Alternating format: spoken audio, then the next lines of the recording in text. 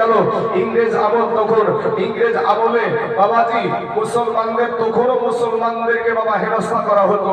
তো তাকে পাকড়াও করেছিল, কিন্তু 6 মাসের মাথাতে তাকে ছেড়ে দিয়েছিল। আর যেই 23 বছরের যুবক ছেলেটা তাকে জাহান্নামে পাঠিয়েছিল, তার নাম ছিল ভাই ইলমুদ্দিন, কেউ আলিমুদ্দিন নামেও চিনে।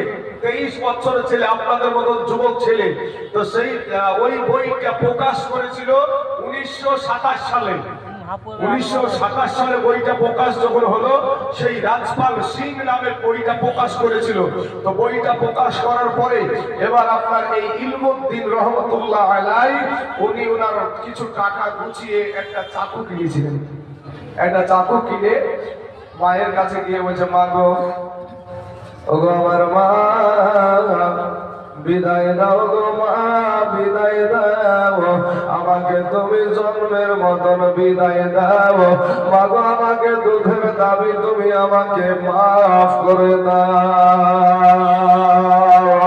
ইলমুদ্দিনের মা ডাক দিয়া বলে, বেটা রে, ওরে বেটা, কেন রে বেটা, কি হয়েছে? ডাক দিয়া বলে, মা গো, আমি তোমাকে একটা প্রশ্ন করবো গো মা। মা, প্রশ্নের উত্তর খানা দাও। বলে, কি প্রশ্ন বল বেটা? বেটা ডাক দিয়ে বলে, মা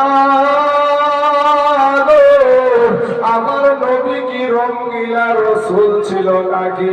মা জননী সঙ্গে